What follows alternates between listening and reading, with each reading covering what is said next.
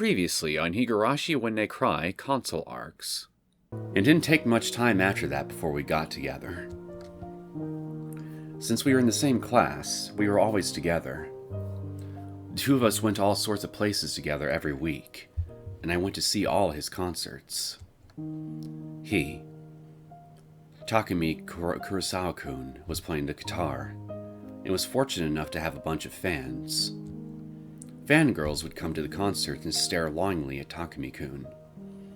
There were so many girls for Takumi-kun to choose from, and they were always cheering for him. But even so, Takumi-kun's eyes were always on me. I was the one he cherished most, and that made me so happy. It was a blessing. 二人で暮らせば生活費も半分で済むし、ちゃんと自炊すればお金だって節約できるよ。その分を音楽活動に使っていけば、心配も少しは軽くなると思うから。いいのか？それって八重、いいの。私がそうしたいだけなんだから。八重。Takumi-kun didn't answer right away. That seemed natural. Regardless of how I felt about it, I'd be formally agreeing to cover part of his expenses. No, perhaps almost all of them. But I had already decided, and I was fine with it. 匠くんは私にできないものを持っている。私なら目指すどころか思い立つこともできないすごい才能がある。だから、私は応援したいの。私一人では絶対見ることのできない世界。あなたのそばで少しでも一緒に見ることができたら。ダメだなんて。きっと叶う。大丈夫だよ。私だけは信じてる。だから、匠くんのことも信じさせて。あなたが今見ている素敵な夢の世界を。八重。I have to work harder. I need to be more patient. Right. As long as I can endure this. If I love Takumi-kun, I have to endure this.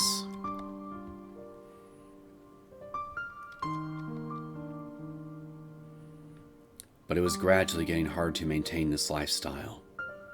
That much was a fact. More and more friends were getting married and having children. Even when I spoke with them, it was difficult to maintain a conversation. I couldn't help but envy our friends for having families and happy lives. So I gradually fell out of touch with those friends and started feeling really lonely. If things stayed the way they were with Takumi-kun, having a child would be rather difficult. It took a tremendous amount of work and my entire salary to take care of Takumi-kun, so raising a child on top of that was absolutely impossible. It was heartbreaking. It was only after I stumbled back into the wall that I realized Takumi-kun had slapped me on the cheek. For the first time ever. Takumi-kun hit me for the very first time. 匠くん？ああ、悪かったな。そうやってお前、前からずっと俺のこと内心でバカにしてたんだろ。知ってるよ、そんな噂。この近所のババアどももそんなこと言ってたしな。お前なんかに言われなくたって知ってんだよ。お前の顔にもちゃんとそう書いてあるしな。 Then, Takumi-kun grabbed me by the hair and tossed me to the floor. やめて！ Look, man, I understand where your frustration is coming from, but you don't want to do this. You really don't. Just as I started suffocating, I came to realize this was reality, and my field of view darkened over, thanks to the spine-chilling fear and despair. 俺のこと、俺の夢見守るとか言いながら、俺のことずっと見下してたんだろ。どうせ俺は社会のクズだよ。お前とはどうせ違うよ。俺がいると優越感に浸れるからいい気分だろう。そんな私だって苦しかったんです。もう匠くんのそばにいるのはやめようって何度も思いました。家賃も払えない匠くんを放り出すのは忍びないけれど、私にだって私の人生があるはずだし、今目の前にいる匠くんはもう私が愛した昔の匠くんとは違うって、そう自分に何度も言い聞かせた。だけどダメだったんです。どうしても昔の匠くんを重ねてしまう。匠くんと一緒にいてももう愛しい昔の思い出を思い出すことしかできないのに。それでこいつを見捨てるわけにもいかず、どうしたらいいか分かんなくなって殺しちまったってわけか。そんなんじゃないです。そんなんじゃないんです。 You don't sound too certain about that. あとは彼に睡眠薬を入れたお酒を飲ませて酔いつぶれたところを絞め殺しておしまい。でもまさかこの無人の廃村で明かりを見つけてやってくる人がいるなんて誤算でした。 As Towada told us her story, it seemed like deep down she made peace with her past. When she finished her long tale of the past, she looked relieved. 人殺しはいけないことだって知ってます。私だってしたくなんかなかったし、これからもしないと思います。でもこれが最善の選択だった。 I disagree. 他に方法なんて何もなかった。十和田さん。でもそれは匠くんに生き方を変えろってことじゃない。彼に夢を諦めろってことじゃない。そんな残酷なことあなたは言えるの？私は言えなかった。言えるわけがなかった。だって私怖かったから。自分の幸せを求める彼にそう言ってお互いの道が違うってことを知られて捨てられるのが怖かったのよ。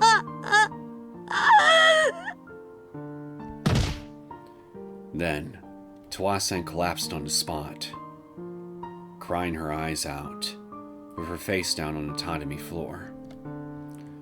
Through caring for him and understanding him, she realized they held different values. Then, she was finally able to see it. The collapse of their future. But even so, she loved him too much to accept that and let him go. Which is why she chose the path to hell. In the face of her unthinkable sorrow and despair, there was nothing left for any of us to say. 八重、お前のことが好きだった。辛い目に遭わせてごめんな。俺と一緒にいたこと、どうか後悔しないでほしい。そんなこと言えないよな。ごめん。でも、これだけは言わせてくれ。俺は、お前に会えてよかった。お前と一緒にいられたから、頑張ることができた。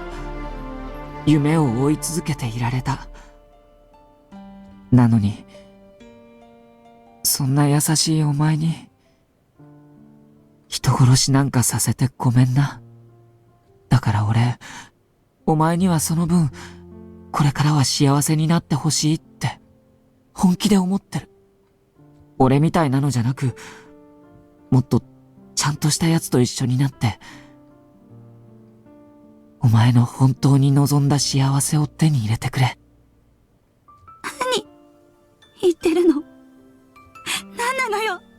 なんなのよ、これは。大体死人が喋るわけないじゃない。いい加減にしてよ。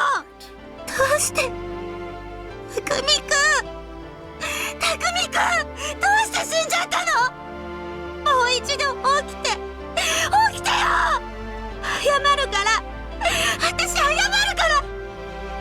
私が悪かったってちゃんとあなたに謝らせてよ。あんたが殺したんだろ？そうじゃなかったのかい？たくみくん、ごめんなさい。どうしてこんなことに。なんで私あなたにちゃんとごめんなさい。ごめんなさい。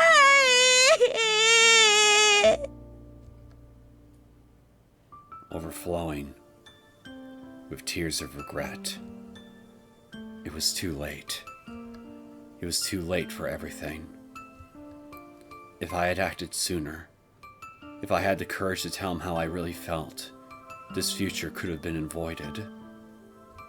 My own assumptions cost me everything. I was wrong about everything. And so it continues. Greetings, my name is Neosekken, and welcome back to my Let's Play of the Higurashi When They Cry console arcs. So, we've had Arakawa come forward with their motives for being here in Hinamizawa. Then we went to Otobe. Now we went to Towada. Who wants to go next? Mion? Maybe you? 4 a.m. Towada-san was still sobbing while holding Kurosawa's hand. She was still suffering from the knowledge of her sin, born from the resentment, hate, and love she felt for Kurosawa all this time. ところで、最後にあんたのことを聞こうじゃないか。Sonozaki turned toward Miyuki-chan's knapsack. There was certainly more than just camping equipment in there. Like the handgun she used to fight the men in black. そうです。もうこうなったら隠しても無意味か。Miyuki-chan responded to Sonozaki-san's sharp gaze by shrugging her shoulders, then pulled something resembling a small black notebook from her breast pocket, flipped the cover over, and turned it towards us. There was a gold badge inside. A police badge. Dun dun dun! やっぱりね。ヤクザにしちゃ品が良すぎると思っていたんだよ。社交辞令、どうも、龍之介さん。今まで隠していてごめんなさい。私、フリーライターじゃないんです。うすうす感づいてはいたけど。私は、警視庁のマルボウ、組織犯罪対策部の人間なんです。数週間前に、沖宮で起きた、園崎組組長暗殺事件の捜査をしていて、警察関係者が来たってことを知らせたくなかったんで、知り合いの出版社に名前を借りて、こういう形で来ることになって、嘘をついていて、すみませんでした。Miyuki-chan went on to explain that she had actually received approval from her superiors to conduct an investigation in Hinamizawa. As a result, all her activities up until this point were technically done in her time off, which was another reason she had to conceal her identity when coming to Hinamizawa. But now that the situation necessitated the use of force, it was no longer possible to keep quiet about it. ってことは、暴力団対策がお仕事で？ええ。I was taken aback after hearing such a peculiar expression. If that's the case, it explains all her strange behavior up until now. Her adept gun-handling skills, her occasional eagle-eyed glares, her speedy analysis of the corpse. Those were all skills of her profession. ってことは、あんたが追っているのは、うちのことだね。はい。こんなところで、園崎さんに会えるとは、夢にも思いませんでしたけどね。それに、園崎ミオンの正体も、この村へ来てさっぱりわからなくなってしまいましたけど。Sonozaki-san made no effort to respond to that inquiry and stifled a laugh. Honestly, I felt relieved to learn Miyuki-chan's real identity. First and foremost, it meant she wasn't a ghost of Hinamizawa, or of the Yakuza, or a shady murderer. でもみゆきちゃん、どうしてこんな配送になんか。組長の園崎茜を都内の病院で暗殺しようとした狙撃犯の目星はつきましたが、この事件はそいつを捕まえるだけでは収まりそうにありませんからね。背後関係を洗っていた矢先、組員たちがHinamizawaに向かったという情報が入ったんです。それでもしや園崎本家で何かあるのかもと思い、捜査に来たってわけですよ。なるほどね。そこまで調べはついてるってわけか。Sonozaki-san let out a brief sigh. But it seems Miyuki-chan hadn't been totally lying when she came to me saying she wanted to investigate Hinamizawa. In fact, tomorrow, or I guess technically today, she was originally planning to conduct a full-fledged investigation of another team member who was coming here on an annual holiday. But she gained intel on the Sonozaki group the day before her scheduled departure, so she adjusted her schedule and came here with me, thinking she might be lucky enough to find some evidence. But if that's the case, why lie and say she's a reporter? When I asked her that, Miyuki-chan shrugged her shoulders. Then she stuck out her tongue and said, "You would have been upset if I told you I was with the police, right, Ryunosuke-san? I don't think that's a good enough reason to conceal this." Well, that's true. If people knew that the person I was traveling with was a detective instead of a reporter, I probably would have declined the offer, no matter how beautiful she was. And what's more, it'd mean that there were Yakuza members waiting for me, instead of ghosts. Well, I guess when you put it like that, I guess it makes sense why you decline. If she had told me, this whole thing would have ended right at the start. It doesn't matter how ridiculously cute your face is, Miyuki-chan. It sounds bad, but she was only planning to do information gathering at first. There's no way she could have expected two sides to clash on the battlefield.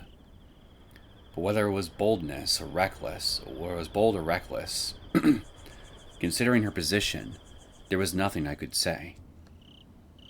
ちょっと待ってください。それじゃあミヨンさんはヤクザの組長なんですか？そうじゃないけど、まあ似たようなもんさね。でもどうしてこんな誰もいない村にヤクザの組長みたいな人が。反町は知ってるだろうが、うちの組は昔ここら一帯では相当な力を持っていてね。ちゃんと話すと長くなるからかいつまんで言うけどさ。And so, Sonozaki-san began her story. 先代が死んだ時、私が次期当主として園崎家をまとめるはずだった。だがまだ若すぎるってことで、その役目は私じゃなく母さんが担うことになったんだ。そいつを面白く思わない奴がいてね。古くからの組の重鎮を中心とした一派が出て分裂したんだよ。それじゃあそいつらがミヨンさんを狙っていた黒服の連中ですか？その通り。奴らは私が園崎本家を古式にのっとった正当な形で継承してないなんてイチャモンをつけてきてる。So they aren't involved with the conspiracy behind the Hinamizawa disaster, is what you're saying. あれは園崎家の内部構想ってわけか。I thought back on the men in black who were here earlier and shivered. In that sense, they're even worse than ghosts. だったらミヨンさんが正当な形で継承すればいいわけですよね。おいおい、そんな簡単なことじゃねえだろ。そうでもないさ。園崎家の家宝さえ手に入れりゃ、私が古式にのっとった正当な継承者って認められることになる。そのありかを知っているのは正式な継承者だけだからね。家宝？それじゃ園崎さんが西宮殿で探していたものが。そうさ、神霊。代々園崎家当主が物事の取り決めの決着の際に振ったものだよ。神霊のありかを知っているのは先代当主園崎お涼亡き今私だけ。と言っても私も正確なありかは知らなかったりするんだけど、私が知ってたのは古出神社の西宮殿の中にある巻物にありかが記されているということだけさ。 I looked at the scroll casually rolled out on the floor. So, that's why she was reading that thing so intently? そしてもう一つ、御三家の家宝の一つ玉はじきの刀がどうやら神霊を手に入れるための鍵になるということ。 As she said that, Sonozaki-san held up her sword. You might as well just call it a gunblade, seeing how it cocks like a gun every time you handle it. これで分かっただろう。黒服の連中は分裂した一派。奴らは私に神霊を見つけられたくないだけでなく、この無人の廃村で私を叩っきり一気に決着をつけるつもりなんだろうよ。それじゃもしかして俺たちの車がなくなったのはあいつらの仕業？多分ね。十和田に襲いかかったのも私の味方だと勘違いしたからだろう。奴らはおそらくここにいる全員を殺すつもりだろうからね。全員？悪いことをしている時に顔を見られたら殺す。うちらの世界じゃよくあることだよ。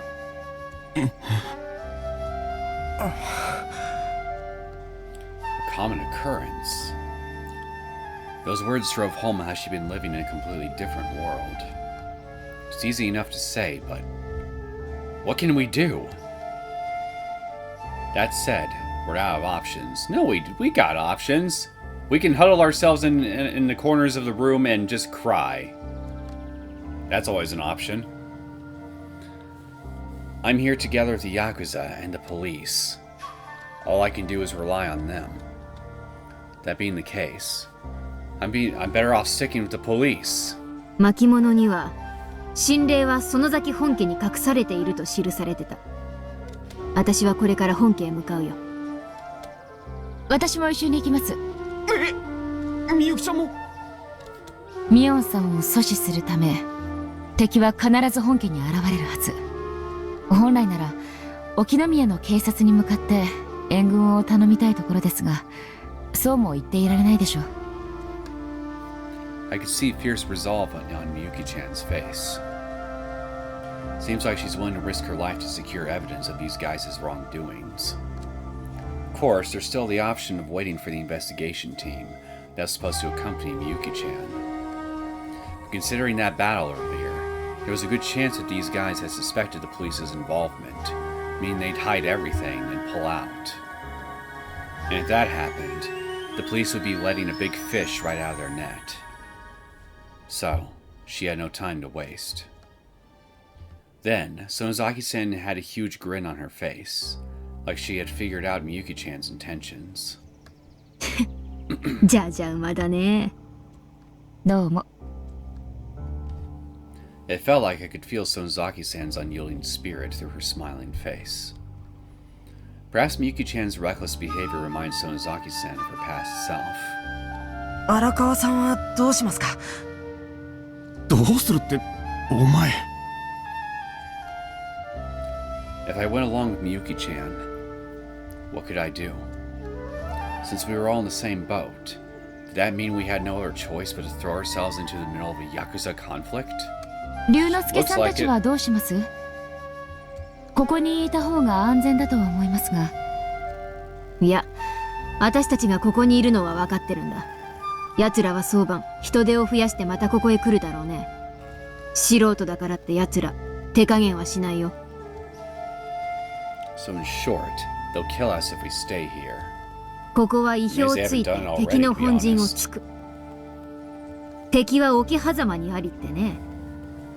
つまりあんたたちも一緒に来た方がまだマシだと思う。って言ってもこっちもいろいろ守るもんがあるからあんたたちのことをどこまで守ってやれるかわかんないけどさ。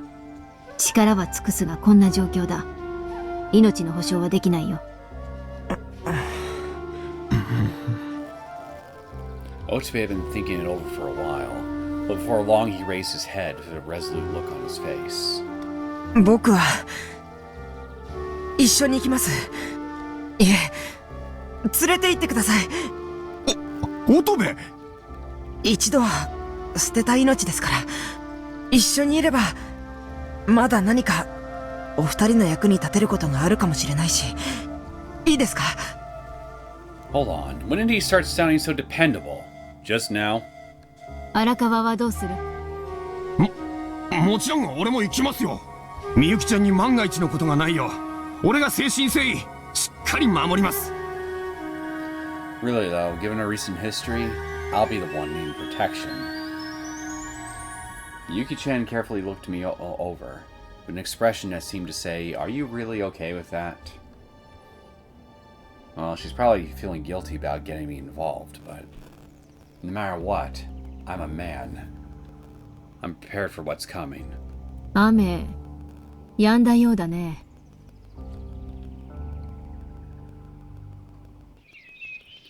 It was starting to get a little brighter outside the window.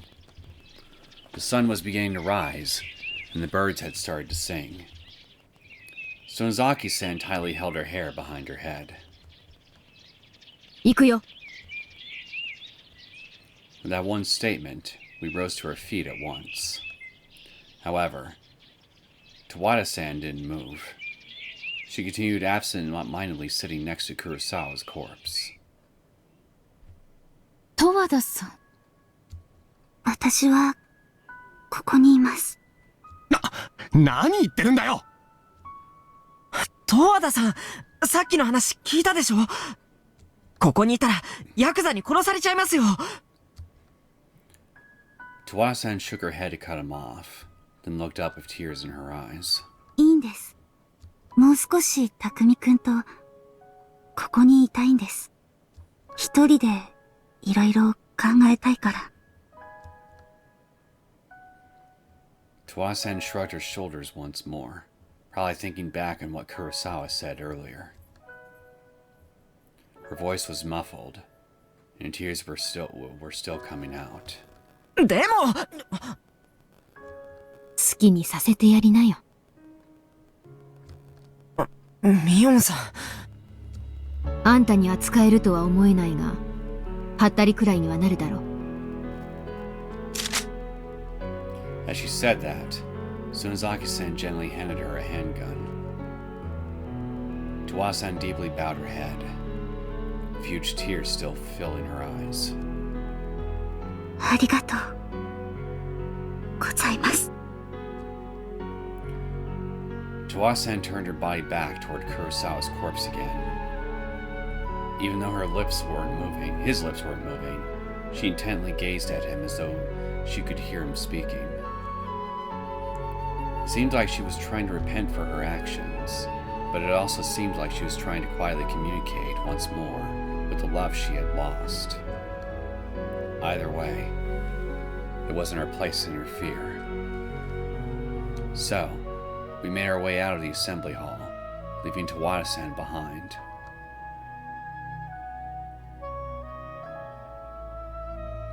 Don't eat the gun, please.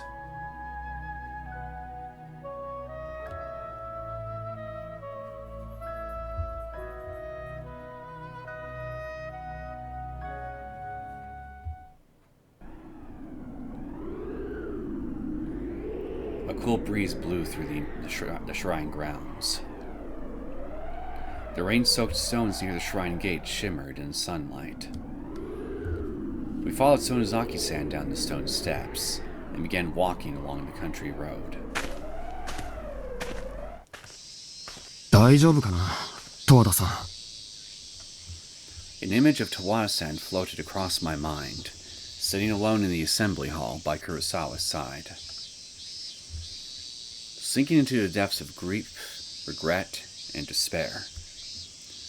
I doubt there's even the tiniest sliver of hope in her mind right now. We left Towada-san alone in that state. Doesn't it seem like we abandoned her? 十和田さんは死ぬつもりなんでしょうか。 An unfortunate possibility, to be sure. さあね。それは十和田が考えることだ。僕たち本当にあの人を残してきてよかったんでしょうか。 Otobe seemed to be thinking the same thing. But Mion-san simply shrugged her shoulders and looked back at the assembly hall with a tender expression. 何が正しいのかなんて本人以外に分かりっこないさ。ただあの子は一生懸命生きて一生懸命愛した男を自分なりに考え抜いた末に殺しちまった。もし黒沢の最後の言葉を聞いていなければ、遅かれ早かれ隠し続けた絶望に潰されて結局破滅するしかなかったはず。だけどあの子は戻ってきた。いや、戻してもらえたって言った方が正しいのかな。あとは十和田がそれを力の限り後悔して、それからどうすればいいのか考えるのさ。黒沢の気持ちを無駄にしないよう一生懸命にね。でもどんなに一生懸命に考えたって間違ったことをしたらしょうがないし、ましてや犯した罪は消えないでしょ。そりゃそうさ。Sonozaki-san looked away a while, chuckling to herself, then turned her back to us and continued walking. And then... だけど自分のしたことを今度こそあの子は後悔したりしないだろうよ。結果に責任を持つってことはそういうことだ。そして最善だと信じてやった結果なんだから受け入れるしかないんだ。その末に寄り添って死ぬことを選ぶかもしれないし、自分だけでも生き残る道を選ぶかもしれない。でもそこにはもうごまかしてきた思い込みは存在しない。本当に正しい自分にとって一番の選択になると私は信じている。大切なのはどうするかじゃないんだ。自分でどれだけ真剣に悩んだかってことだよ。それが自分の選択に自分で責任を持つってことさ。I could feel the weight behind Sonozaki-san's words. Maybe she's been living her whole life like that. What about me? Before I knew it, I was thinking about the editorial department back in Tokyo. Am I fine with things the way they are? Can I really keep up this charade as a popular writer? I finally managed to work as an occult writer, but there's no telling if I'll be able to keep that up in the future. My success up until now was largely due to the Hinamizawa interview tapes my father left behind. I can't depend on that forever. I need to accomplish something of my own merit. It's normal to jump around between various jobs, even up to around 35 years old. But sooner or later, I need to find a way of securing my future life, instead of feeling at a loss for my own personal value. This village, Hinamizawa, was a story that changed my father's life as a reporter. To be perfectly honest, I didn't come here based on some intuition. That was just nonsense I made up. Saying I wanted to find out something about my father was merely a convenient excuse. In fact, I've largely exhausted all of my occult material lately, and my desperation to find something new may have been part of the reason I came to Hinamizawa. But I understand now that haphazard lifestyle is no way to live. That way of thinking is what got me into this mess. The ghosts and curses were sidelined by a Yakuza conflict. This crisis might just be the suffering, the consequences, might just be me suffering the consequences of my choices. 龍之介さん、あれ見てください。なんだあれ。I turned in the direction Miyuki-chan was pointing. Over there, a motorcycle was carefully hidden behind a grove of trees. I didn't notice it because it was so dark last night, but it looked like something new. It probably came from one of the people who attacked Sonozaki-san and the rest of us. And fortunately enough, the keys were still in the ignition. 奴らはいないか。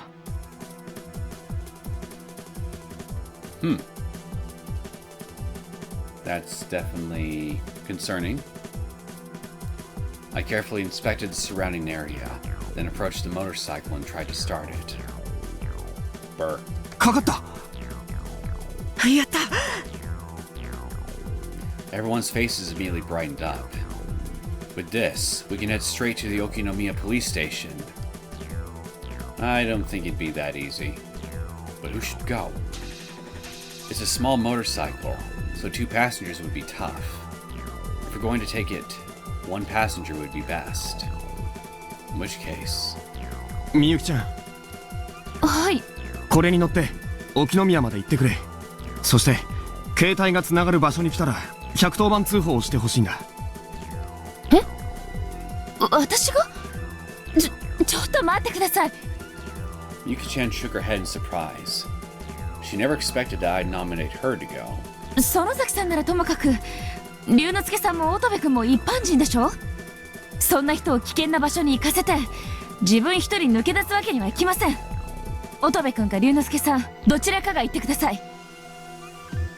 でも僕バイクの免許はありませんし。俺もない。嘘ばっかり。龍之介さん、手持ちのバイクでここに来るはずだったって前に言ってたじゃないですか。Busted. それにもしこのバイクを使うなら、あんまり推奨はできませんが、龍之介さんと乙部君は2人乗りでこの村を出て行ってください。その方が安全だし、正直一緒にいても足手まといです。足手まといはあんたもそんなに変わらないと思うがね。Once Sonozaki-san pointed that out, Miyuki-chan let out a sigh. After last night, it was abundantly clear why she didn't want her sticking around. みゆきちゃん、今手持ちの弾そんなにないんだろ。昨日残弾を数えててため息をついていたじゃないか。あれはでも少なくともあんたが今から取り押さえようと考えている相手は桜の大門の意向が全く通用しない奴らだ。そんなことくらい組対4課のあんたなら十分承知済みだろ。勇ましい正義感は結構だがね、自殺願望はお断りだよ。それをこの2人にも言うべきじゃないんですか。 Miyuki-chan refused to back down. To be honest, I really appreciated her show of spirit. But even so, we shouldn't be arguing here. We had no time to waste. 時間がないんだ。俺たちは園崎さんと一緒に行く。それに俺の調査だとこの村からの脱出路が園崎本家にあるはずなんだ。でしょ。ただその道を使えば園崎さんを待ち構えてる連中を取り逃がすことになる。だからみゆきちゃんには警察の応援を呼んできてもらいたいんだ。奴らを捕まえることがみゆきちゃんの本来の任務なんだろ。龍之介さん。 Yuki-chan was still hesitating to give me an answer. Even if we took the motorcycle out of the village, we could still run into an enemy patrol party. There was no guarantee that we'd be able to escape to safety. But the odds of survival are better if we travel to Sonozaki main house together, and it's something we can do to give us all hope. If we can just buy some time, the police will come save us. I can believe in that. Plus, if Miyuki-chan can call in reinforcements from Okinomiya, she'll be able to hold down the scene and collect necessary evidence. Even in the worst case, they'll be able to cut off a retreat. Seemed like a reasonable argument to me. Yeah, I agree. But there was no way I could put it all into words. 園崎家の庭に隠し通路がある。そこからなら奴らに見つからずに村の外へ出られるよ。ミオンさんは？決まってるだろ。私は決着をつけるよ。警察が来る来ないを別にしてね。In other words, she was prepared to issue them a challenge, right here and now. みゆきちゃん、早く。僕たちなら大丈夫ですから。応援待ってます。わかりました。1秒でも早く連れてきますから。みんな無理しないで。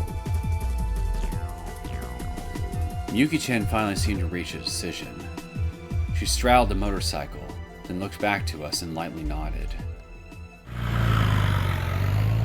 I gave her a strong nod in response, and then she flew down the mountain road at full speed. ねえ荒川。はい。なんであんたが園崎本家にある抜け道のことを知ってるんだい？っていうか、本当にあるんですか？あ、よかった。You mean that was just a lucky guess you made? はぁ？ Sonozaki-san's eyes opened wide as soon as she heard that, even though I was surprised to hear her confirm it. 大した玉だよあんた。とりあえず時間もない。行こうかね。Well, that was awfully crafty of you, Arakawa. Inspired by Mion-san's declaration, we all started walking again. Was that the first time she sincerely praised me? The scenery in the bright daylight looked completely different than it did in the middle of the night. The trees that seemed to go on endlessly in the dark back then were instead lush green and gently swaying in the wind. Before long, Otobe let out a heavy sigh as we reached a road halfway up the mountain. We all looked pale from our lack of sleep, but Otobe's face looked particularly bad. オトベ、大丈夫か？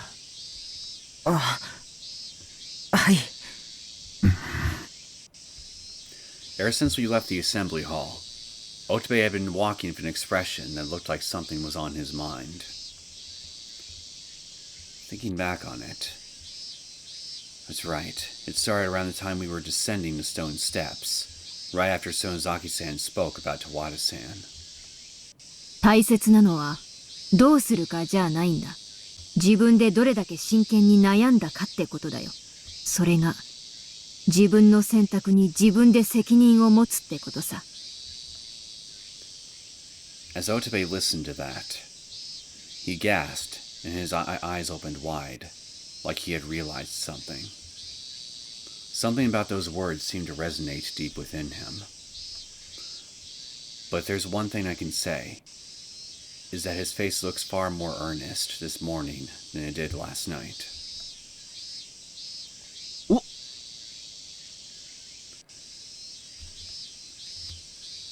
At long last, Otobe is finally on the path to becoming a man. Now, we just need to put him through a Disney's Mulan training montage session, and then we'll make a real man out of him. Eventually, we reached a bend in the road with one white car parked in front of us. At first glance, it seemed like an ordinary passenger car. However, something about its shape looked familiar. The suicide car? あれって。I caught my breath. That's right. I remember. The windows were wrapped in duct tape, and there were 3 dead people inside who looked like they were sleeping. This was the car we found when we first arrived, with the bodies of the 3 suicide victims. あ、おい、オトベ。Otobe bit his lip and rushed over to the car. Gonna return that checkbook? Then, he stepped over the duct tape that had fallen to the ground and opened the rear passenger door. I smashed the window yesterday, so there were no longer any traces of carbon monoxide. Nevertheless, the ashes of the thoroughly burned charcoal flew into the air as soon as he opened the door, and I frowned as soon as the peculiar odor reached my nose. 芥川さん、まちちゃん、千秋さん、Otobe looked at each of their faces, one by one. I see. So those are their names. I looked them over once more, but they'll never move again. They looked so peaceful, as if they were just sleeping. But we'll never see smiles on their faces, like they had when they came to this village. 僕は For long, Otobe had been silently watching the three of them, just like me. But then he slowly opened his mouth. 僕は心のどこかできっと甘く考えていたのかもしれません。自分は自殺した人の懐からカードを盗んだだけのコソ泥で、十和田さんの殺人に比べたらずっと罪が軽いなんて勝手に納得していた気がします。でもミオンさんの言葉を聞いて思いました。一生懸命という尺度で考えたら罪の重さとかでは測れない何かがあるんじゃないかって。みんな一生懸命に生きてきた。あがいてあがいて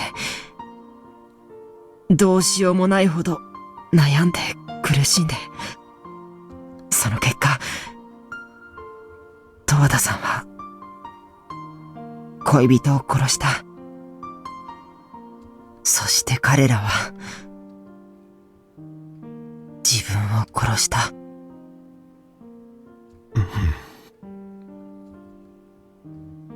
Making an earnest effort to live a proper life was what drove Towada-san to murder. Living a careless lifestyle and taking on debts that could never be repaid ultimately made Otobe contemplate suicide.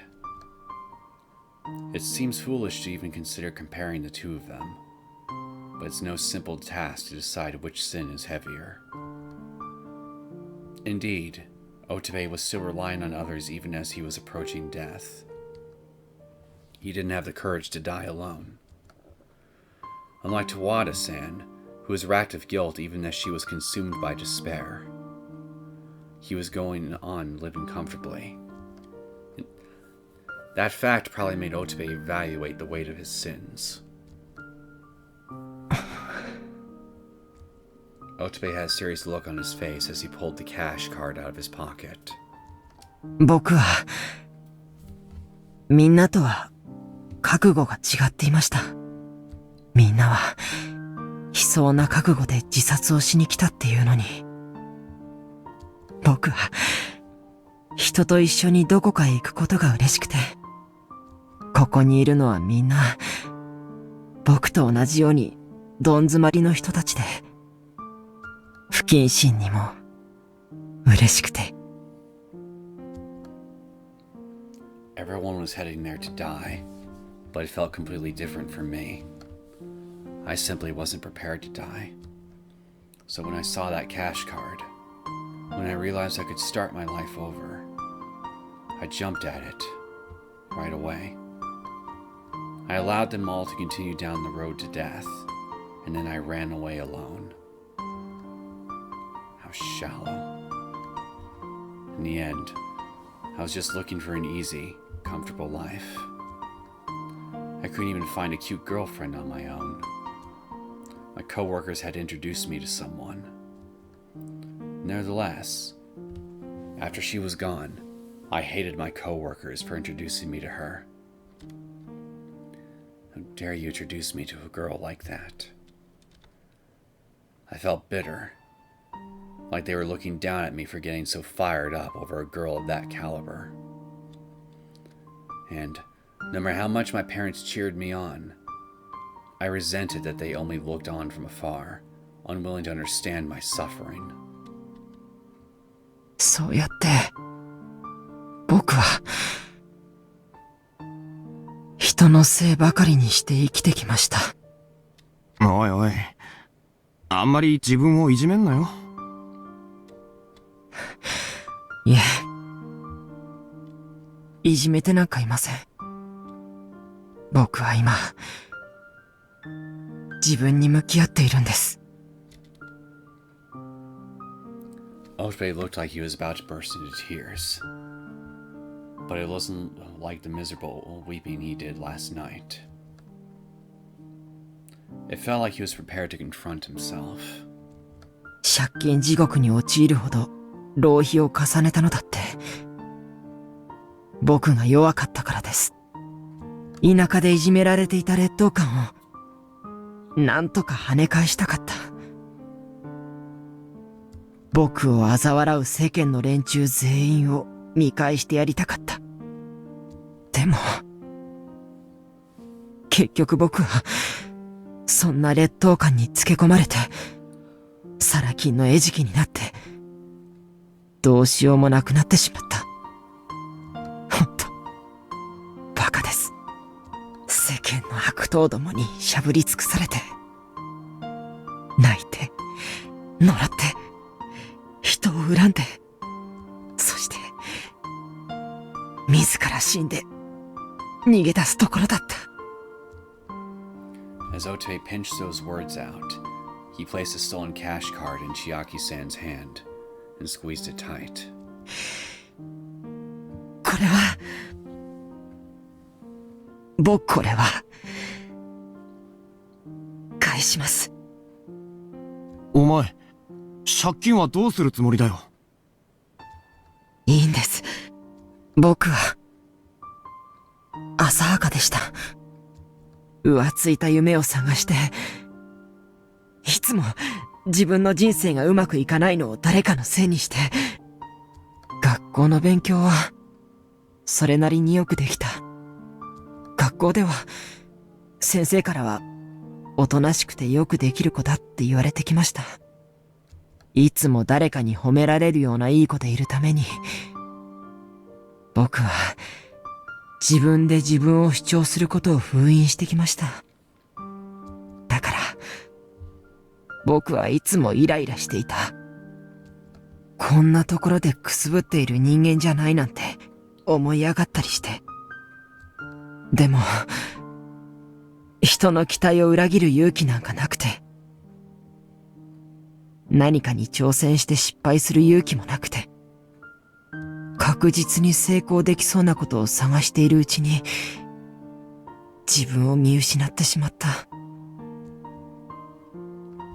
In hindsight, he realized even the act of thinking only in terms of successes was an arrogant and cowardly way of living. Mustering all your strength on something and trying your best when the result is uncertain. Not giving up until you discover your own limits. One cannot possibly hope to discover their true dreams and capabilities without putting in that effort. つくづく、僕はバカです。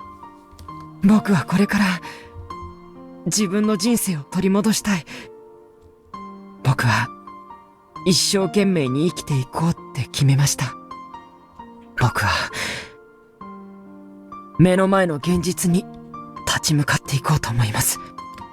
どんなに絶望的な状況でも、どんなにどうしようもなくても、生きてもがいていれば、きっと、道は開けると信じます。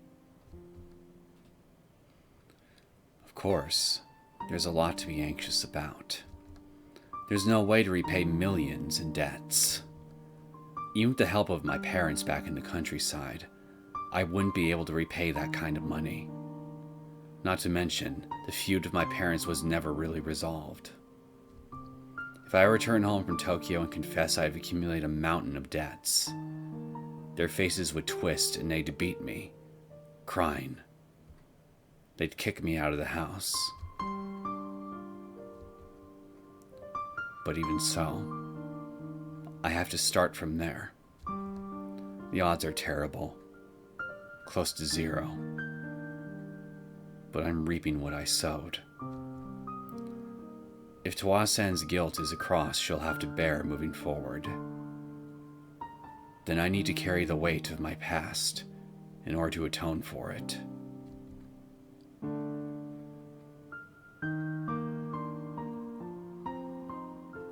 I do not condemn your mindset at all. In fact, I think it's the right one.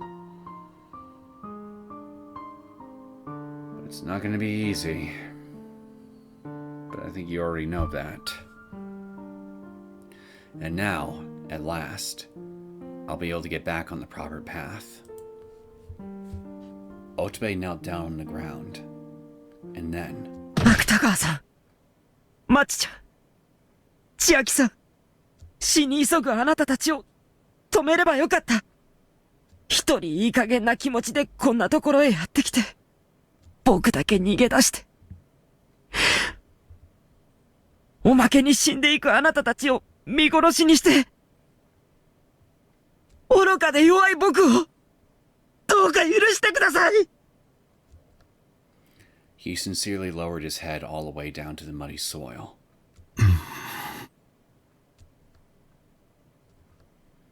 Sonozaki said and I could only watch, as Otobe remained like that. Religious teachings state that the souls of those who commit suicide can never find peace. Even if that's just superstition, throwing away the life that your parents gave you is something that should never be done, no matter the reason. What parent has no aspirations for the child they gave birth to? What parent doesn't feel the joy of watching their child grow up? You'd be surprised how many people don't think like that. And people can't survive on their own. At the same time, there's no reason for people to live alone. You can't turn your back on the hopes, dreams, and expectations of others. It doesn't take long to decide on the right path and keep walking. That's why you have to see it all the way to the end. Otherwise, what's the meaning of being born into this world? Otobe. I didn't pity him, nor did I admire him. And that's because I'm just like him. Even though I overstate how successful I am, I deluded myself into thinking my way of life was mine alone. Being lazy and letting the flow of life push me around. After all this time, I finally realized. Right here, right now, I'm just like Otobe. The next moment, いいのよ。 here we go again. It felt like I heard a soft, gentle woman's voice. 千秋さん。 And Otobe seemed to hear it too. He clung to the body of Chiaki-san in the back seat. Could this be another voice of the dead? いいのよ、乙部くん。このお金があなたの役に立つのなら、持って行ってもいい。それで、あなたの生きる気力になるのだとしたら、嬉しいわ。The lips of the dead woman in the back seat were not moving. But just like with Kurosawa earlier, the voice seemed to echo inside my head. It really did feel like I could hear her voice. 私も、きっと夫も、そのことを咎めたりはしない。だから、気にしないでもいいのよ。千秋さん。黙っていればいいの。誰も咎めやしないのだから。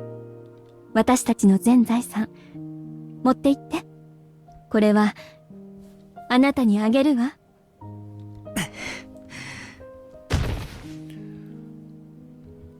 Otobe hesitantly stared at the cash card for a while. But eventually, he tightened his lips and nodded his head. Then he reached out and squeezed Chiaki-san's hand, holding the cash card. ありがとうございます。でも、僕には必要ありません。Otobe。人生ってのは、一生懸命になれる時を待つのではなく、常に一生懸命であることだって知ったから、僕は、何をやってもダメな人間です。すぐに人のせいにする弱い人間です。でも、僕はそういう人間なんです。まず、そのことを認めないと。You can't change your tone as soon as something convenient comes around. And if you want to overcome your weaknesses, you have to put in the effort without giving in to despair. That's the kind of person I want to become. Right here, right now. If I take this money right here, I'm sure nothing will change. I'm sure someone will help me. It's only a matter of time until my luck turns around, so I just have to wait. Somewhere in my heart, I believed in that. The time has come to stop thinking like that. From now on, I need to be stronger. だから、これはいりません。僕は、あがいて、もがいて、絶望しても、立ち上がって、生きていきます。いつか死ぬまで、一生懸命、僕は生きます。Although Otobe spoke softly, every last word he said was full of resolve. そう。Chiaki-san's voice sounded a little disappointed. But even more than that, it was wrapped in a gentle warmth. 私も、死ななければよかったかな。Otobe squeezed Chiaki-san's hand, but her face didn't move at all. 生きているうちに、あなたからそんな言葉を聞いていたら、私も、もしかしたら思いとどまっていたかもね。死んだ夫に会いに行くなんて、自分に対するごまかしだったのかもね。一人で生きていく自信がないだけだったのかも。一生懸命に生きる道を探せばよかった。かもね。みんなで自殺をしに来た時、本当はね、私も嬉しかったのよ。仲間がいるってこと。ずいぶん長いこと実感したことがなかった。誰にも相談できる人もいなくて、辛くて苦しくて、早く楽になりたかった。楽しそうに生きている人を見るたび、どうして私だけがこんな辛い人生を歩かなくちゃならないんだろうって思った。でも人生なんて辛くて当たり前なのよね。それをどんな風にして乗り越えていったかでしか人生の価値なんて測れないもの。生きているうちにあなたとこういう話をしたかったな。千秋さん、すみません。Otobe deeply bowed his head. In the end, it was just like Towada-san, refusing to consider anything outside your own arbitrary assumptions, and ultimately leading to a sad ending. Otobe-kun, ありがとう。I was wondering if you would also pipe up. I turned toward Akutagawa's body in the driver's seat. He was an aging man with traces of gray hair and deep wrinkles from enduring trying experiences. 君に出会えてよかったよ。何をやってもうまくいかないこと続きで、ずるいことをして人を出し抜いたり、人を平気で裏切ったり傷つけたりするような連中ばかりがのし上がって、人間ってものにほとほと絶望していたけれど、君みたいな若者もいたんだな。別れた妻や子供ともう一度くらい話をしてみればよかったかな。僕は人生を諦めて逃げ出してしまったけれど、どんな理由であれ自殺を思いとどまった君に頑張れって。芥川さん、乙部くん、頑張ってね。乙部くん、頑張って。乙部くん、頑張れ。千秋さん、まちちゃん、芥川さん、ありがとう。僕は、行きます。精一杯。Otobe closed the car door and lowered his head once again, with his eyes full of tears. Sonozaki-san gently patted him on the shoulder while giving him a comforting smile. 人生は歯磨き粉のチューブみたいなもんさ。ミオンさん。チューブの最後のひとひねりまで使い切ってこそ人生なんだよ。That's one hell of an analogy. Her voice resounded heavily inside my heart. Struggling to find the right thing to do is a part of life. If you want to live strictly according to right and wrong, or if you want to live according to some concrete plan, you have the freedom to choose either way. And if you don't always get your way, that's life. Success and failure don't matter as long as you're walking down the path that you decided. That's more important than if you can earn a living or not, or if it's a stable life. It's meaningless to judge people according to arbitrary values and label them winners and losers. I won't lose my way focusing on appearances or self-interest. I just need to keep walking forward on the path my heart dictates. 荒川。Sonozaki-san turned to face me. Her face seemed to say, "You too." 一生懸命に生きな。I think you meant to say seeming? 生の限り、あがくんだよ。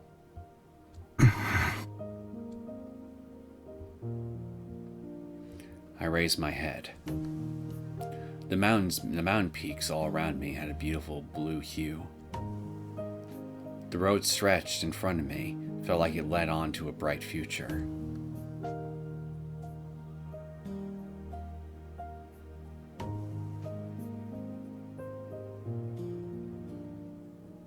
Well, make sure you survive then so you can enjoy that future.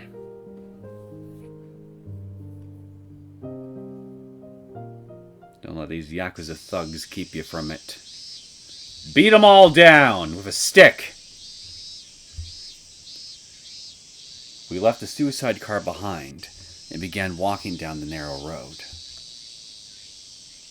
お、ここは。Sight for sore eyes. Before long, we arrived back on the country road. A vivid white cloud was floating just over the horizon, and a variety of lush vegetation was spreading out before us. The road continued forward with old houses along both sides. 村だ。何寝ぼけたこと言ってるんだい。神社からここまでずーっと同じ村。Hinamizawa村だよ。Sonozaki-san continued swiftly walking as she said that. Spiderwebs were stretched across a decayed wooden house. The windows were broken and glass was scattered all around. 山だの木だのを見てると気がつかなかったけど、家屋を見てるとやっぱ廃村だなって思うよな。Suddenly, I remembered that I came here for work. But I was in no mood to be taking pictures. After everything that's happened here, I couldn't bring myself to think about journalism. あれ? That moment, Otobe suddenly stopped in his tracks. He was staring at a large white mansion up ahead. へえ。 Well, look what we have here. It's the Maibara residence. 古い家ばっかりだと思っていたら、そうじゃないのもあるんだ。おお、すっげえでっかい家だな。お金持ちの屋敷って感じですよね。Yeah, someone rich did live there. And he was rich in his vocabulary and bullshittery. A magician of words, they called him. Sonozaki-san stopped beside us, then gently gazed at the mansion. Oh boy, I think I'm gonna sneeze. And it's gone. Crisis averted. It seemed like she had completely tuned out our existence. Like she was remembering something. おい、どうしたんだ？いきなり立ち止まったりして。Even though I called out to her, Sonozaki-san didn't answer. Her eyes were gazing far off in the distance.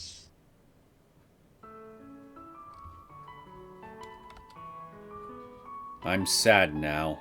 Look at this. How could I look at this and not feel my heartstrings being tugged forcibly? Is this a dream? An illusion? Or maybe 早く行かねえと。 someone dressed in a school uniform slipped by my side, running like the wind. It was him. ちくしょう、遅刻だ。早く行かねえとやべえぞ。待ってよ、ケイチ君。 Then, a girl dressed in a skirt ran by my other side. It was her. 誰が早く着くか競争だよ。先に自分の席に着いた人が勝ち。よーし、望むところだ。男の体力なめんなよ。 The two of them gently looked back at me and waved. They were bursting with energy, with huge smiles on their faces. 遅えぞ、ミオン。みーちゃん、早くおいでよ。レナ。ケイちゃん。 Well, going by this flashback, I guess we can definitely say with absolute certainty that this is indeed Mion that we're dealing with and not Shion. Right. That's right. Wait for me, Kei-chan, Reina. I'll be there soon. Because I'm heading there. Right away. 園崎さん？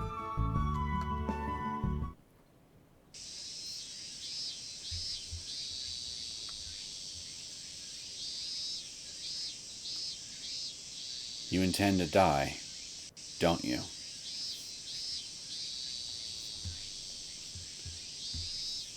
Sonozaki-san let out a quick sigh before coming back to her senses.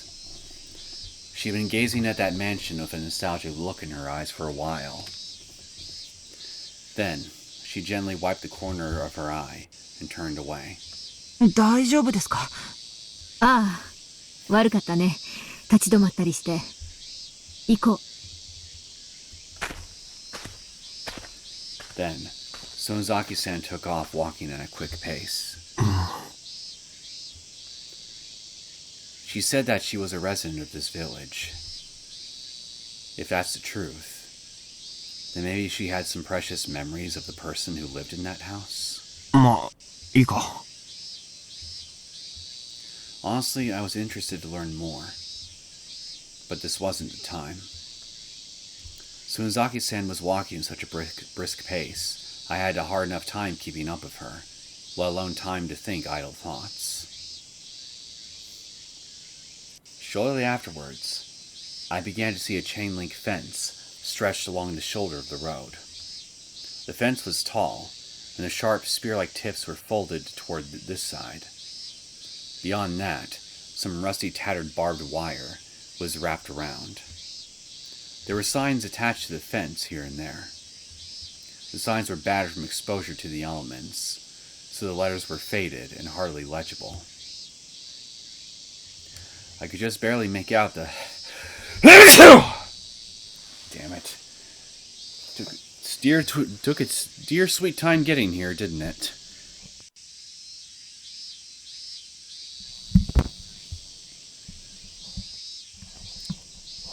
I could just barely make out the characters for no trespassing and no entry. Apparently they wanted to make it abundantly clear this area was off limits. ここって全部ミオンさんの家なんですか？ Indeed it is. No trespassing.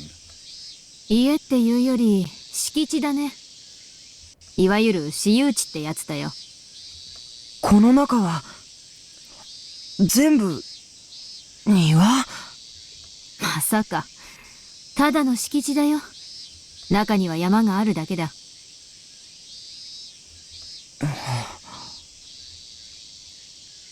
Overcome with curiosity, Otobe restlessly scanned our surroundings. I'd be snapping photos of the entire area if not for our current situation. Unfortunate. Before long, a magnificent fence came into view that seemed to encircle the entire mansion. This was the headquarters of the entire Sonozaki clan, one of the three great families who controlled Hinamizawa in the old days. Everything surrounding the mansion boasted an intimidating facade, unashamed to flaunt the Sonozaki name. Mechanical objects that almost looked like toys were plastered here and there on the wall. Perhaps those were the remnants of security cameras installed here in the past. Eventually, we reached a gate with a massive set of double doors that looked like a shrine or something. Look at those cobwebs. We got a whole Adams family worth of spiders nestled in just this gate alone. さすが御三家。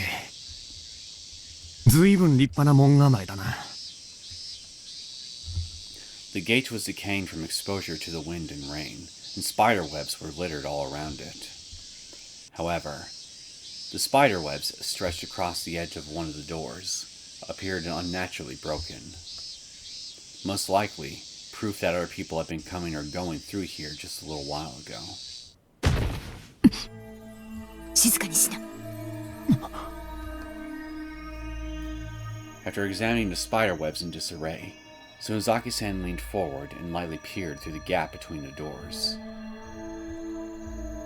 Sonozaki-san let out a telling sigh before calling back to Otobe and me. She began to say "ready" in a hushed voice, like she was trying to warn us. 抜け道は園崎の森の中にある。庭を突っ切って奥にある地下倉庫が入り口だ。だが、ことはそう簡単じゃない。先客が待ってるんだよ。Sonozaki-san gestured forward with her chin. I looked through the gap in the door as she indicated, and couldn't help but raise my voice. There were a dozen or so men dressed in black suits, all standing in a line and facing this direction. As if they were just waiting for us to open the gate. どうしたら？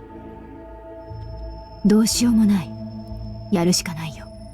やるって。安心しな。私が一人で切り伏せる。あんたたちはここで待ってればいい。Sonozaki-san planned to take them all down on her own? That's what she just said. Isn't that totally reckless? Yes.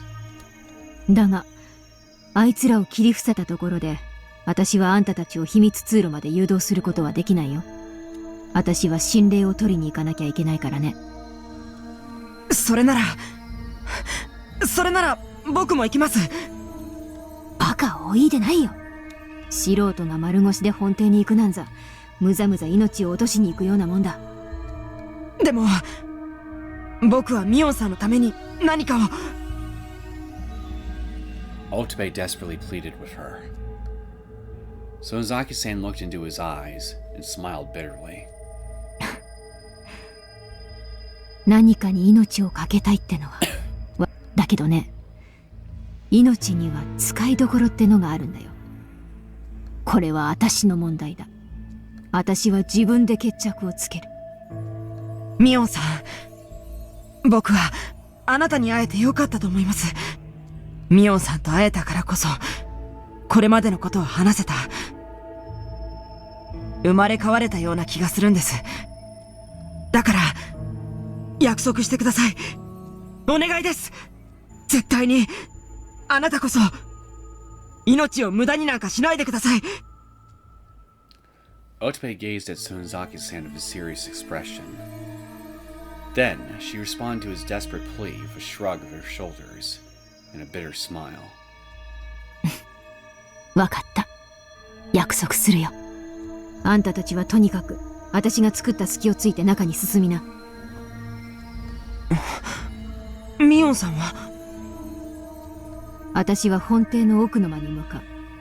神霊は掛け軸の裏にあるはずだ。鍵は床の間に飾られた鞘だよ。鞘が鍵？そう。そこへこの玉はじきの刀を収めれば仕掛けが開く仕組みなんだ。刀を台の鞘に収めれば神霊の閉まってある扉か何かが開くということか。そうさ。掛け軸の裏に隠し扉があるはずだ。神霊はその中だよ。A very interesting lock. 扉が開いたら私は神霊を持って森の中の地下倉庫に向かう。その中に隠し井戸があり地下通路へとつながってる。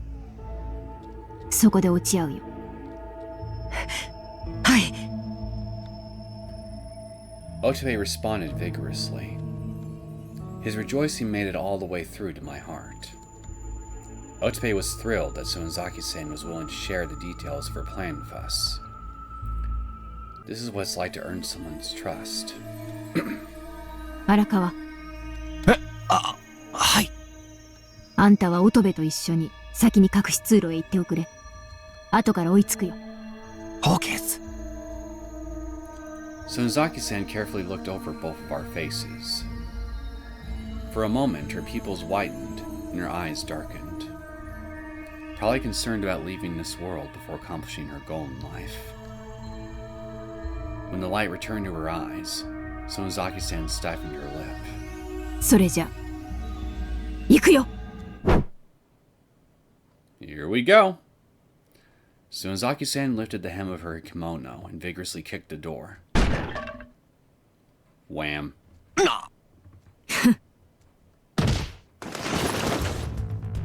As soon as the door came open, the men in black reached for their guns and swords all at once. A sharp-eyed man with gray hair was standing in the middle of the group. ここにいると知っていながら挑んでくるた。なかなか潔い。さすが度胸だけは先代に引けを取らんな。Do I know you? 元園崎家当主代行、園崎美音。はっ、じゃらじゃら子分を引き連れてちゃ大口叩いても様にならないね、三船。The man she called Mifune twisted the edge of his mouth into a thin smile. 母さんを撃ったのはお前の仕業なんだろ？先代に忠誠を尽くしてきたお前がまさか園崎家を裏切るような真似をするとはね。よくもまあのこのこと園崎家の敷居をまたげたもんだね。お言葉を返すようだが、裏切ったなど言われる筋合いはない。園崎組を締め上げるような立場、女のあんたには務まらないと進言したまでだ。Mifune's expression didn't change at all as he declared that. Sonozaki-sen kept her sharp, bloodthirsty gaze firmly focused on him. もともと私が園崎組を率いて本家を仕切るはずだったのを一番強硬に反対していたのはあんただったってね。私が若いだの経験がどうだのと言って葛西から聞いたよ。あんた父さんたちに隠れて密輸に手を染めていたんだって。それが露見するのを恐れて、そしてその商売をさらに拡大するためにと。どこの三下が言ったかは知らんが、言いがかりもいいところだな。わしは組の利益を拡大して格を上げていくために最大限の努力をしてきたつもりだ。それをおめえの親父が妬んで独占しようとした。所詮おめえたちに園崎組の看板は荷が重すぎたということだよ。荷が重いか重くないかはあんたの目じゃ見抜けない。欲にくらんだ曇った目じゃ人なんか見抜けないだろう。おしゃべりやそのぐらいにしといた方が身のためだぞ。要件を先に言わせてもらう。神霊を渡せ。Mifune stretched out his hand and lifted the sleeve of his kimono while approaching Sonozaki-san step by step. Oh, you can have the bell. After you get on your hands and knees and kiss my ass. At the same time, the men in black slowly closed the distance between us. わしとしても恩義のある男の娘に手荒を働くほど薄情でもねえ。 Your body language does a very admirable job of communicating your intent. どこにあるのか素直に言えば命くらいは助けてやる。どうだ? As do your words. 笑わせんじゃないよ。そんなもん簡単に渡すわけないってことくらいあんただって分かってんだろ。くだらないおしゃべりはお互い時間の無駄だね。Mifune let out a strange cackle, but his eyes weren't laughing at all. Then, he turned to Otobe knife with eyes like a predator stalking his prey. Otobe's shoulders sank like he had taken a physical blow. What are you doing, Otobe? If you lose your resolve now, you won't be of any help to Sonozaki-san. You'll just get in the way. 荒川さん。 Otobe gently grabbed my arm while calling out to me in a hushed voice. I'm not your meat shield! I shook off Otobe's arm and resolutely stared back at Mifune. 園崎さんをなめんなよ。やれ。 On that provocation, Mifune lightly twitched his lips. And the next moment, the men in black all began to move at once. まさか俺のセリフが戦闘開始の合図とか？ Looks like it. 荒川さん、何やってるんですか? Forget Keiichi Maebara. If anyone's a real magician of words here, it's you. All you have to do is just make one flippant remark, and you started a Yakuza battle. I don't think Keiichi could pull that off. Otobe grabbed my hand and pulled me behind the door. Immediately after that, the men in black fired 2 bullets back to back. Hold on. You gotta be kidding me. These guys don't hesitate for a moment to attack civilians. What was all that bullcrap about not being heartless? Bullshit? Obviously. Just then. 素人相手に茶化なんか売ってんじゃないよ。 Sonozaki-san slashed her still-sheathed sword toward the man's wrist, knocking the gun clean out of his hand. The man looked back, then pulled a knife out of his pocket. But before he could do anything more, she swung her katana into the man's neck. In just 2 seconds, one man had already collapsed to the ground. Then, as the other men looked on and prepared themselves, Sonozaki-san pulled the string on her sword and sword bag and slowly pulled the sheep's sword from within. 上等だ。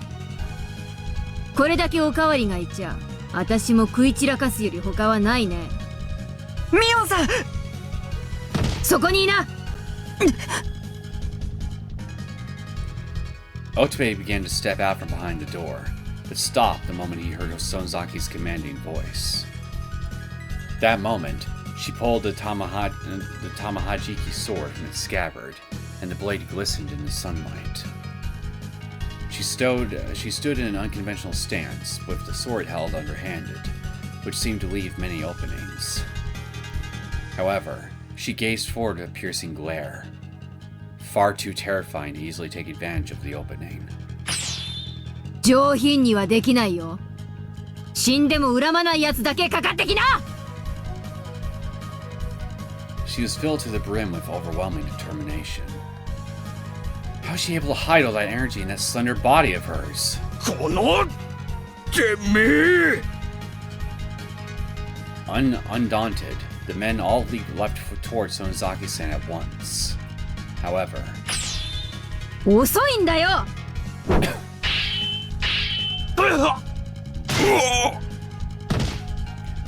the men collapsed to their knees, then down to the ground.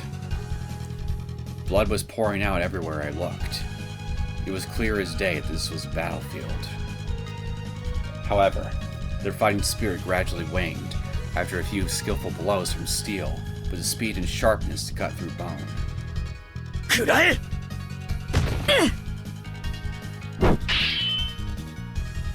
As the men in black pressed on armed with knives, Sonozaki-san let loose with her katana. She took one down with a sweep of her leg, then sliced into his stomach. Oof. I like how they used a chopped wood sound. How they used a chopped wood sound effect in order to give us the sound of a man's stomach being sliced open. Or are you telling me this particular Yakuza man is actually Pinocchio? There were at least 10 men in black, but in the blink of an eye, they were falling to the ground one by one.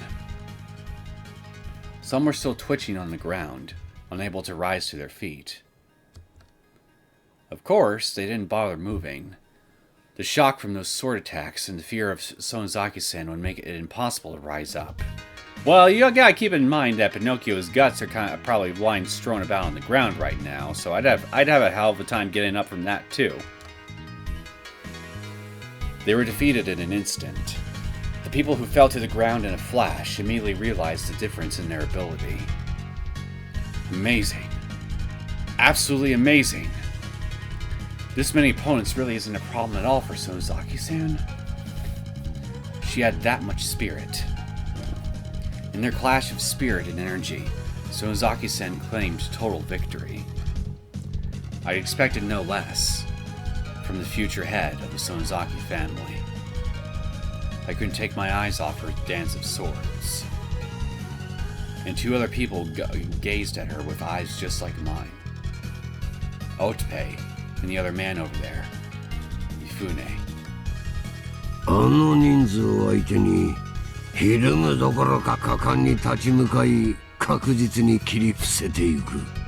命までは奪わずだが確実に相手の動きを封じ込めていく。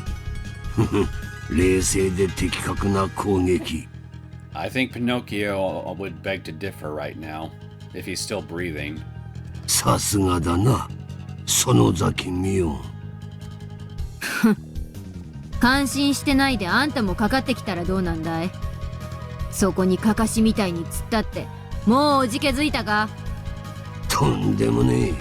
ただ敵でも優れた相手には敬意を表すのがわしの主義でな。頃合いならお相手してしんぜよ。その頃合いってのはもうすぐかもしれないね。After saying that, Sonozaki-san took a look around. Among the men in black, only one was still standing. The man called Mifune must have expected her to have taken care of so many minions all on her own. His eyes were open wide in shock. On top of that, even after such an extraordinary battle, she wasn't even out of breath. 逃げちまったのか。だらしない。He deserves to get eaten by a freaking tiger. Mifune spat out in disgust, then turned and ran. After that, the one remaining man in black approached Sonozaki-san with his teeth chattering, armed with a wooden sword. ってことは、あんた一人だね。You're the lead henchman, and all you got is a stick. This is just sad. Sonozaki-san held her sword toward the man in black. Then, すみませんでした。 if you're really sorry, then do what your boss failed to do. Get on your hands and knees and... He must have realized what we already knew. He tossed his wooden sword aside and dropped down to his knees, rubbing his forehead in the ground. The ground isn't my ass, sweet cheeks. He gave in all too soon, and brought this confrontation to a miserable end. 許してくれ頼むこの通りだ何の真似だい？俺がバカだった。その先ミオン当主様に歯向かうなどと本当に浅はかだった。申し訳ない。頼むこの通りだ。 I agree. You should have mercy. I'll make your death quick and painless instead of slow and agonizing. どうか許してください。 Sonozaki-san looked down at the man for a while, before letting out a dejected sigh. And then she lowered the sword she was holding. それがいい。命は大事にするもんさ。Careful now. He may be just trying to pull a fast one on you. ありがとうございます。ありがとうございます。ありがとうございます。 The man in black continued exaggeratedly rubbing his forehead against the ground. It felt like I was watching the same scene over and over. After coldly glaring at that pathetic plea for mercy, Sonozaki turned away. すげえや、園崎さん。よかった。ミオンさん、無事で。Just after he muttered that,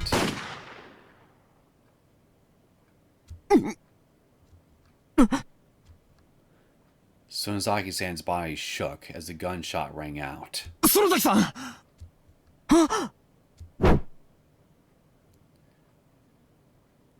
What did I just say? He was likely pulling a fast one on you, which I'm sure, because I'm assuming the gunshot came from him.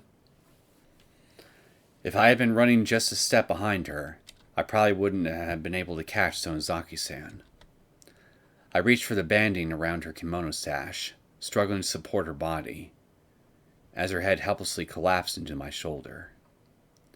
And Sonozaki-san's bright white socks were stained a deep red.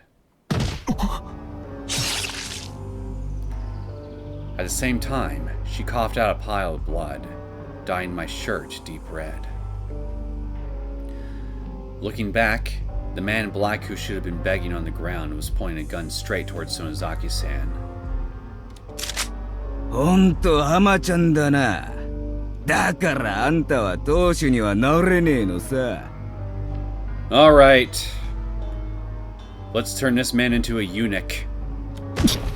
貴様命は大事にするもんだと笑わせんじゃねえや。そんな生ぬるいこと言って極道が務まるかってんだ。俺たちはやるかやられるかの世界で生きてんだよ。 Since you seem to have such a since you seem to value life so little, then surely you won't mind if I take yours, will you?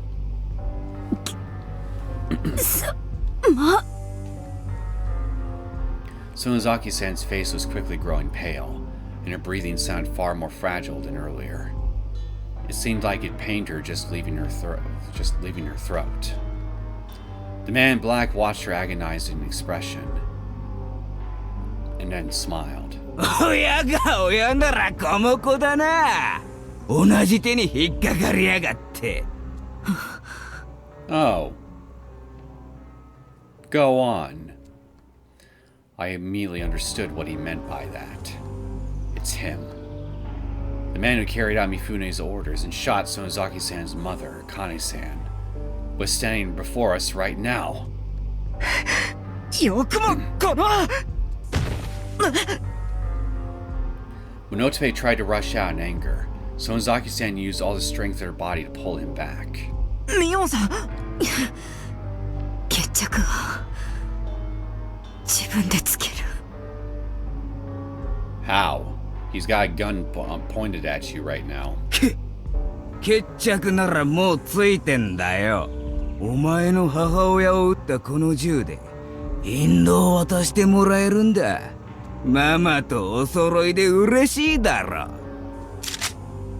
The man in black once again held the gun up, with his finger on the trigger, and the muzzle was aimed straight at her chest. 鬼は鬼らしく、地獄の門番でもしてな。死ねえ、園崎ミヨン。 The finger holding the trigger moved.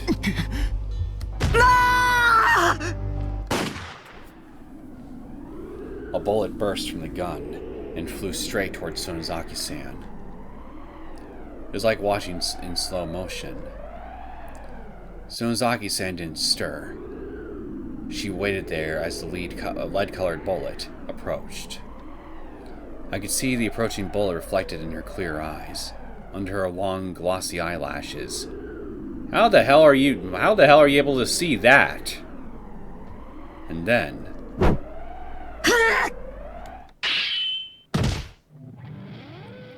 Sonozaki-san pushed herself away from my body with surprising strength, took the katana in hand, and swung down vertically in a flash. I heard a dull sound. It was like witnessing a miracle. Nobody could say a word. The bullet fired by the man in black was split in two. What kind of action movie bullshit is this? Then, a flash of light emanated from the sword.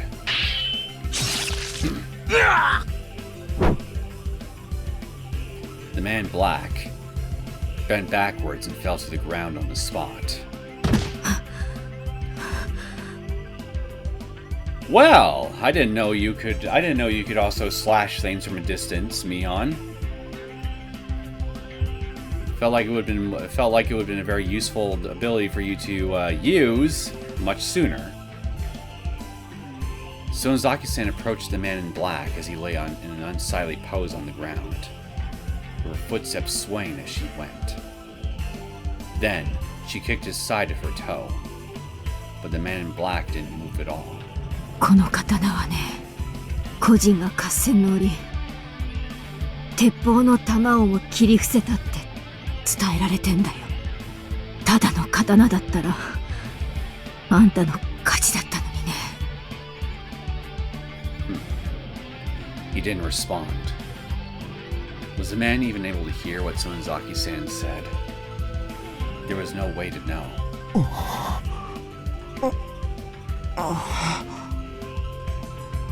Otobe and I were both absolutely dumbfounded.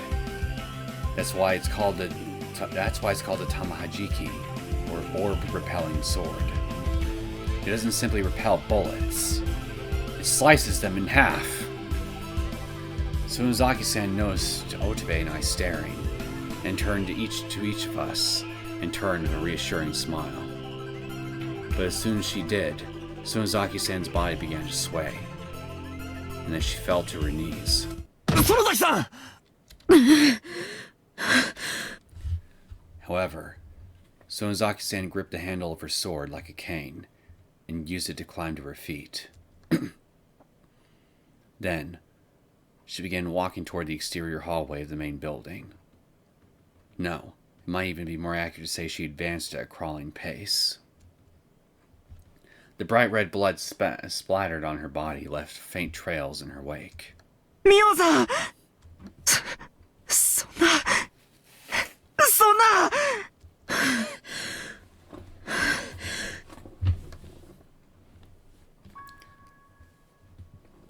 Never in my life had I encountered a scene so perfectly suited the word gruesome. Even after spilling so much blood, Sonozaki-san was still pressing on. An ordinary person wouldn't even be conscious under these circumstances, much less still moving around. She was far too persistent. Sonozaki was desperately trying to prevent the Sonozaki family from splitting apart and withering. It's enough. You gave it everything you had, and did all you could. You can leave the rest to me.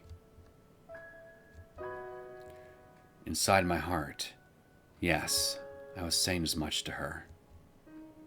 And yet, Sonozaki-san showed no signs of ceasing her crawl forward. That was her strength, her willpower. ミオさん、もう動かないでください。Otobe cried out and clung to Sonozaki-san's back, hoping to halt her reckless advance. And then, he grabbed her by the hand. すまないね。ちょっと頼んでもいいかい？ Her hands were trembling and stained red with blood. Sonozaki-san clenched the handle of the sword in her hands, then gently held it out toward Otobe. これをこの刀で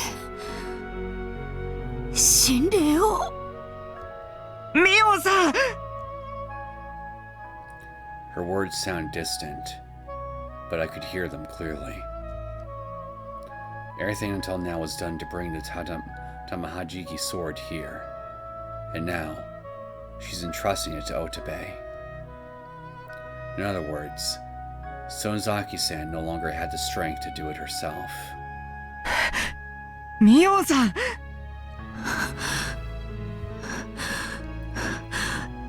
Sonozaki-san held the handle in her slimy, bloody hands and firmly placed it into Otobe's hand. Then, he held his breath and listened to her speak. もうすぐ妹がここへ来る。私にそっくりだからすぐにわかる。心霊をそいつに。ミオンさん！喋らないでください！ But isn't she dead? わかりましたから。もう大丈夫ですから。最後の最後に面倒なことを頼んで。すまないね。必ず心霊を見つけ出して妹さんに渡します。約束します。ありがとう。面倒ついでに。もう一つ。Sonozaki-san's voice was getting faint and hard to hear. Otobe brought his ear close to her lips to make sure he didn't miss anything. But just then... やばいぜ、おい! That didn't sound like a siren. That's not a police car. Another wave of enemies from the Sonozaki group. I dashed over to the gate and closed the door just by the skin of my teeth. I could hear gunshots coming from the other side, but the walls were far too thick to be penetrated so easily. That ought to buy us some time. But even so, I could hear the sounds of many footsteps echoing, and someone was barking out orders. Angry, violent shouts, full of murderous intent. If we don't make it to that secret passage, they're going to kill us. 言ってください、荒川さん。何言ってんだよ、お前は。僕は心霊を取ってきます。 Otobe clenched the bloody sword and rose to his feet. Sonozaki-san was no longer moving. That fact shocked me so hard, my whole body froze for a moment. But there was no longer any time to waste on sentimentality. お前、いくらなんでもそれは無謀だぜ。今、新しい追っ手が来てるんだ。さっさと逃げないと、俺たち。荒川さんは言ってください。お前は。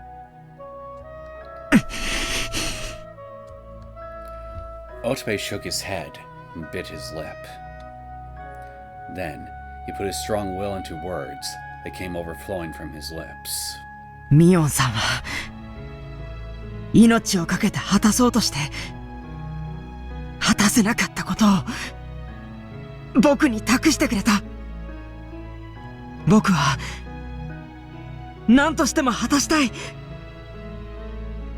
僕を信じてくれたミオンさんに僕は答えたい。Otobe. I understood how much it pained Otobe. For the longest time, Otobe wanted to know. Why is he here? Was he born? They had only known each other for a single night, but humans do embrace a feeling akin to respect when another human being places their trust in them. How heavily did that weigh on Otobe?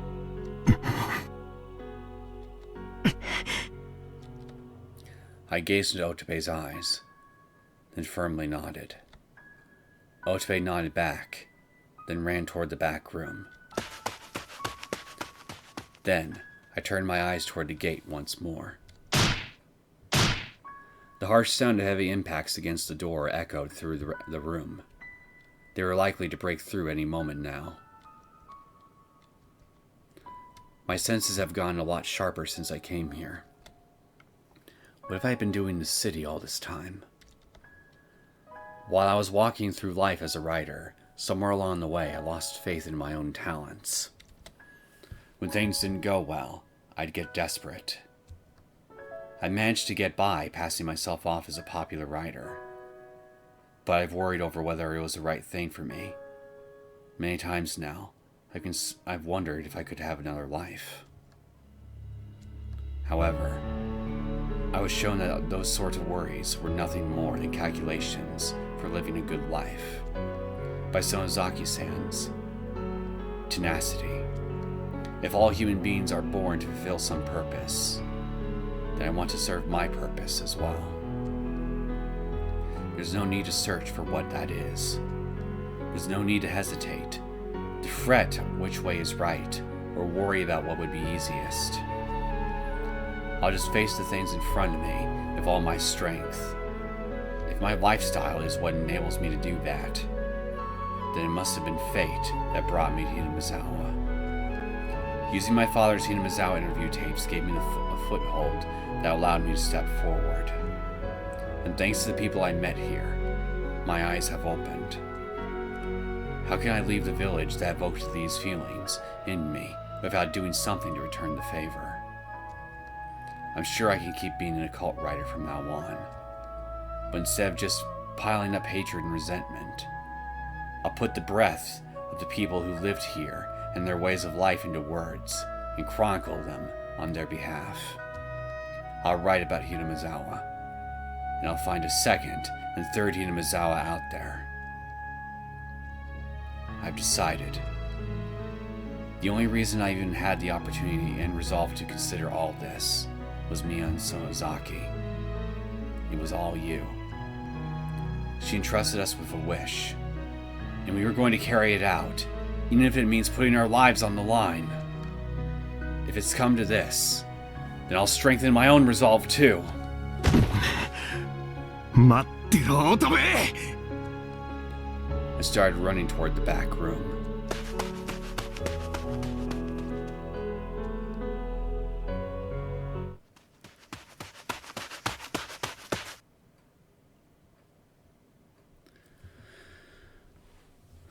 Well,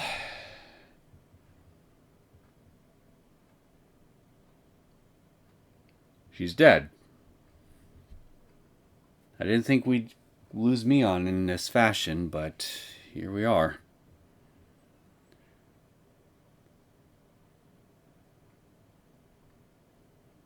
I'm sure help will come at the last possible second and save our butts. I'm almost certain of that. What I'm not so certain of is what exactly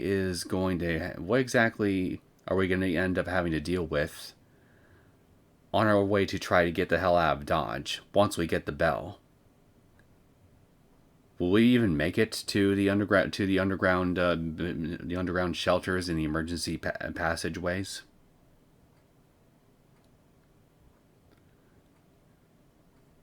And may we see some more voices of the dead speak to us before this is all over. Probably.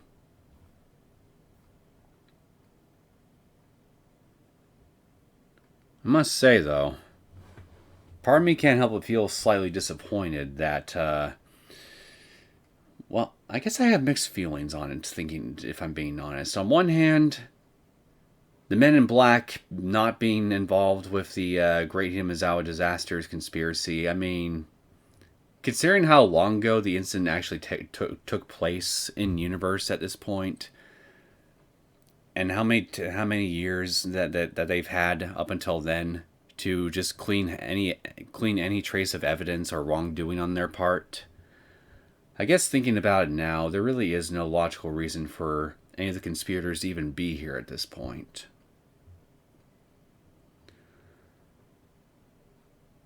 So yeah, I guess it makes sense that the group that we've been facing with up until now has actually just been a splinter group of Yakuza members. But on the other hand, I guess a part of me can't help but feel disappointed, hoping that